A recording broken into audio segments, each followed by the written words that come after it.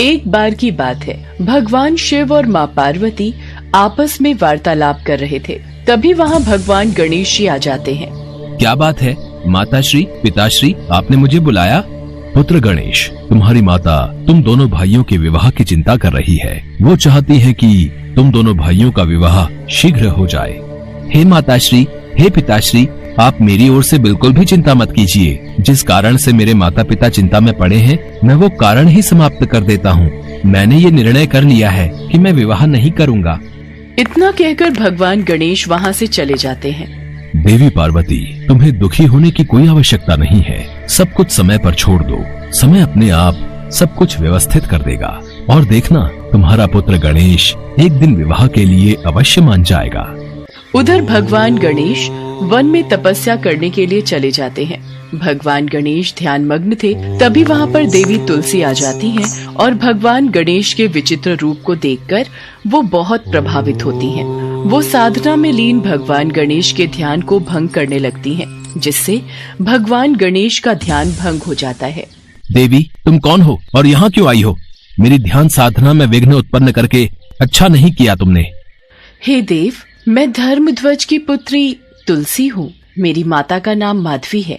मैं अपने वर की खोज में यात्रा पर निकली थी।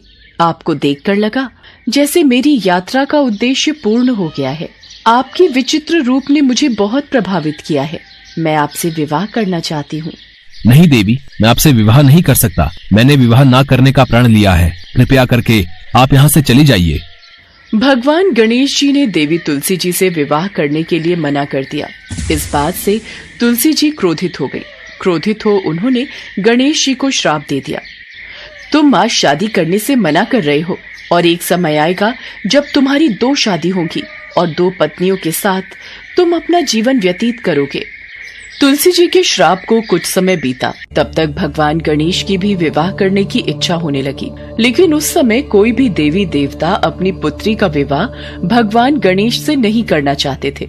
देवताओं का कहना था कि सभी देवी देवता इतने अधिक रूपवान हैं और गणपति देवताओं से अलग दिखते हैं, इसलिए उनसे कोई विवाह नहीं करना चाहता था।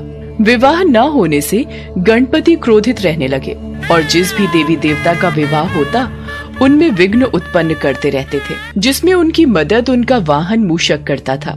मूषक गणेश जी के आदेश पर देवताओं के विवाह के मंडप को नष्ट कर देता था और ऐसे में उनकी शादियों में अड़चनें पैदा हो जाती थीं।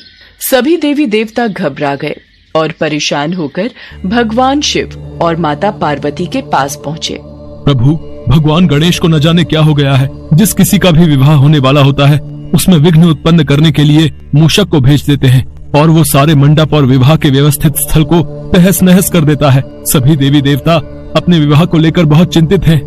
इस समस्या का हल ढूंढने के लिए आपको ब्रह्मा जी के पास जाना होगा। वही इस समस्या से निकलने का समाधान बता सकते हैं। इसके बाद सभी देवी देवता ब्रह्मा जी के पास गए और अपनी समस्या बताई।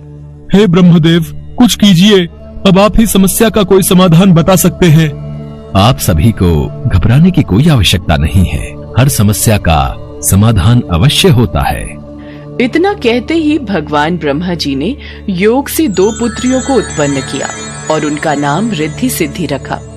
मैंने तुम दोनों को जिस उद्देश्य से उत्पन्न किया है वो तुम दोनों को सदैव स्मरण रखना है। रिद्धि सिद्धि, तुम दोनों पुत्रियों को ध्यान रखना है कि जब भी भगवान गणेश किसी देवी या देवता के विवाह में विघ्न डालने लगे उस समय उनका ध्यान किसी और विषय पर केंद्रित कर देना, ताकि गणेश जी की वजह से विवाह में विघ्न न आए। जी ब्रह्मदेव, हम आपकी इस बात को सदैव स्मरण रखेंगे।